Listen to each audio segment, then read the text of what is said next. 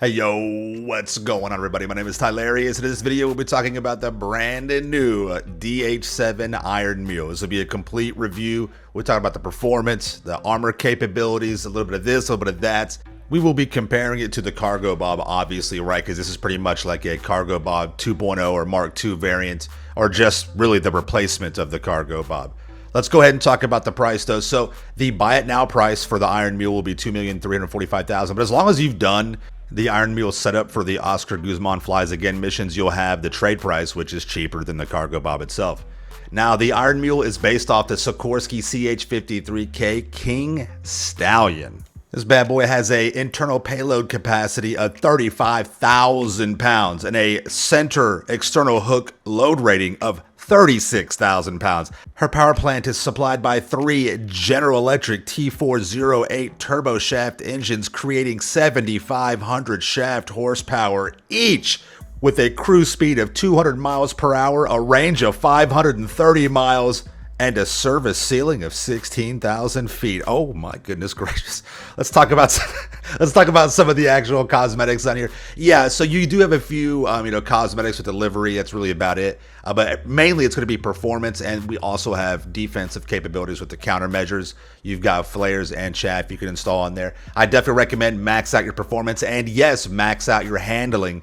You want to equip the race handling, and that will be able to allow you to get the most out of the Iron Mule. And speaking of the handling, the agility with this chopper is amazing. And just let me just kind of bring this to your attention. This chopper is giganormous. It is a very large vehicle in the game. That kind of hampers it a little bit trying to get in and out of certain spaces. It's got the rear cargo bay door that it opens, but you cannot access it. Something new with this vehicle though is that we have the tow hook camera, which is really cool. It actually makes picking up vehicles much easier.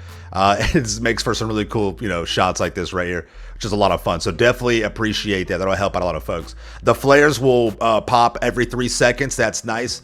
Again, comparing the size, especially to the Cargo Bob, this chopper it's huge. I mean, pause, timeout, calm down, all right? But look, the Cargo Bob actually fits inside the rotor blade circumference, the radius of the Iron Mule. It's crazy.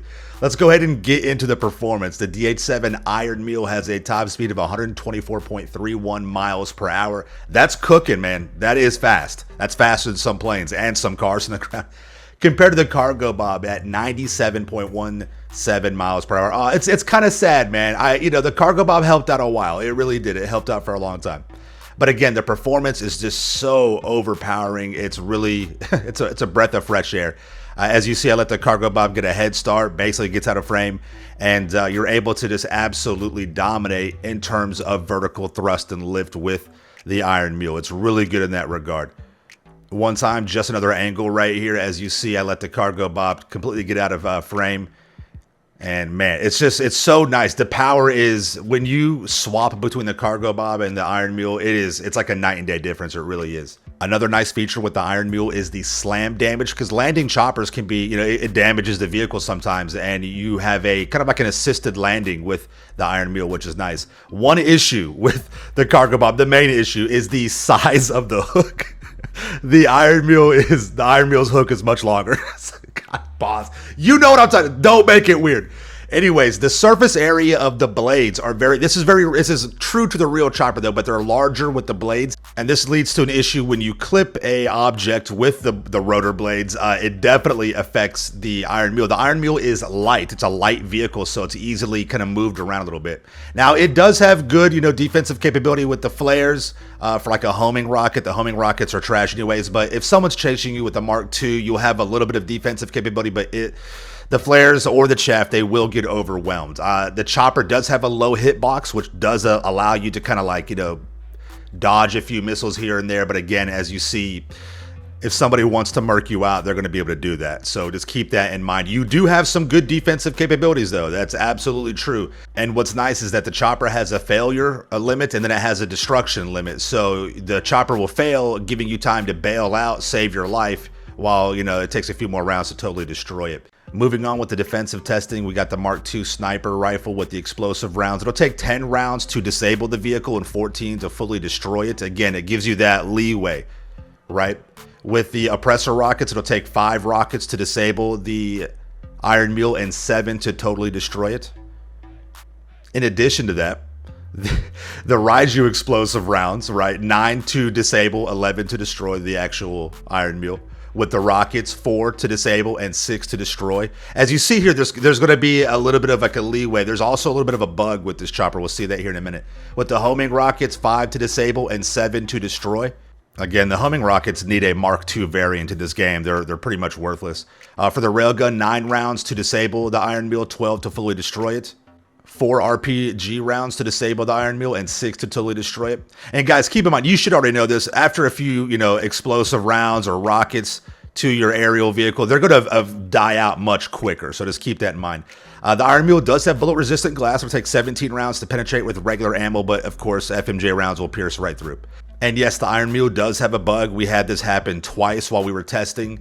Sometimes it just takes 1 round to destroy the Iron Mule, and this happened both times when it was on the ground, so maybe that had something to do with it. So just keep that in mind, though. There is a little bit of a bug with it.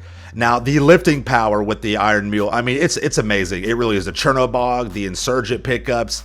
The Cargo Bob would struggle with these vehicles if it could even lift them up. But the Iron Mule, I mean, it's almost effortless. There's only one vehicle, the ultimate test, right, for lifting capability. It's going to be the city transport bus, right? The Cargo Bob could not lift this. It could not lift it off the ground. The Iron Mule, it actually does struggle. We found a vehicle that it will struggle with, but you could still pick up the city bus and just, keep on accelerating with it, and you still got plenty of lift. But so that's a breath of fresh air right there. Bullseye, baby. Perfect. So let's talk about making money with this bad boy. My biggest question is, would it pick up a post-op truck? Man, what a missed opportunity. What a missed opportunity, Rockstar. It does not pick up post-op vans. That would have been probably one of the best vehicles in the game if it could do that.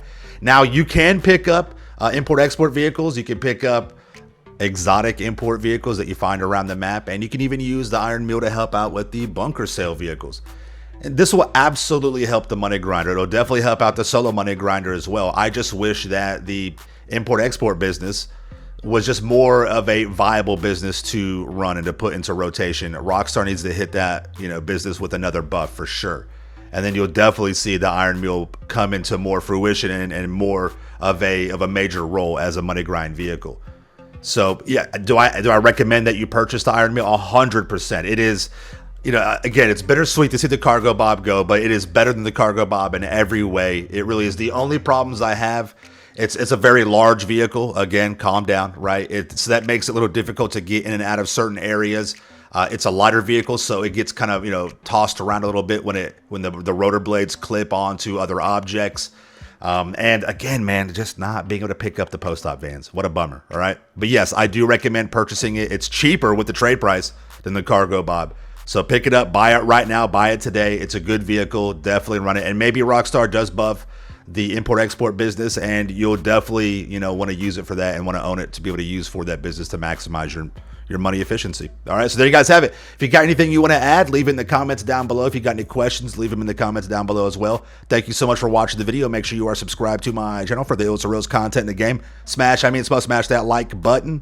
We'll see you guys in the next one, all right? Peace out. Yeah.